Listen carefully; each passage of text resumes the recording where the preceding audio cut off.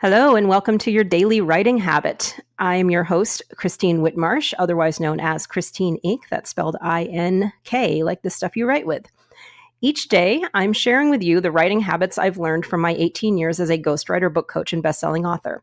I have found that 3 types of habits in particular can have a huge impact on your success as an author, especially over the long term. Those 3 things are writing fundamentals, productivity, and mindset. And those are the areas we'll be exploring together here on your daily writing habit. So this week, we're talking about some of the things that I look for when I do what's called an editorial analysis for authors who are almost done or have just completed their rough draft manuscripts. So this is between when they've kind of taken the manuscript as far as they can and they don't really know what else to do with it, and when they're going to send it to a professional editor to finalize that manuscript for publishing. So they send it to me just to make sure there's no giant, huge, gaping bad things, as many of them call it, wrong with their manuscript before they send it to the editor.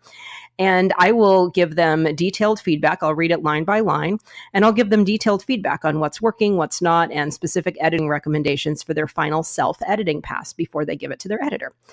So in this week's set of flash briefings, I'm sharing with you some of the most common writing fundamentals I look for when I'm reviewing author manuscripts. And I'm also giving you tips on how to execute on those fundamentals well. One big thing I look for, not surprisingly, is the overall reading experience. Now, keep in mind, from page 1, you are orienting your readers to the experience of being inside your book with you, visiting your life, your work, your mind, whether these are from your own life as a nonfiction author or a world that you have created. So when I say your life, your work, your mind, your world, your protagonist's life, their work, their mind, their whole world. So depending on the subject matter, you're inviting your reader into that world, whether it's fictitious or real. You're inviting people into the experience of receiving what you're about to give them. By the end of page 10 is kind of like my barometer for, by 10 pages into a manuscript, I should have some idea of what's happening, where I'm going, if, this is a book that I want to keep reading, really what my experience reading this book is going to be. So 10 for me is kind of like the benchmark of, by page 10, I should know what's what. I should have a roadmap. So by the end of page 10, your reader should have an overall sense of what the experience of being in your world will look, feel, and sound like.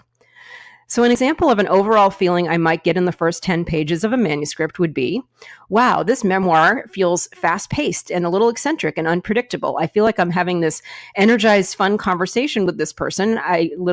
Whimsical. I don't really know what's going to happen, but I'm very excited to see where they're going to take me. So I could have that vibe by reading someone's manuscript, even just 10 pages in. So that's today's fundamental, the overall reading experience. And again, the importance of kind of creating the pillars and the benchmarks of what that reading experience will look like in the first 10 pages of your manuscript. Thank you for tuning in to your daily writing habit. I appreciate it. And I'm going to be putting episodes of Your Daily Writing Habit on my YouTube channel, so be sure and look for me on YouTube, Christine Inc., I-N-K, or you can go to my website, christine-inc.com, and you'll see the little YouTube icon thingy in the top right-hand corner of my website. I'd appreciate it if you'd subscribe, and also if you know anyone else who is writing a book, if you'd share this briefing with them and my YouTube channel, so I can help them succeed as well. Please tune in again tomorrow, and until then, happy writing.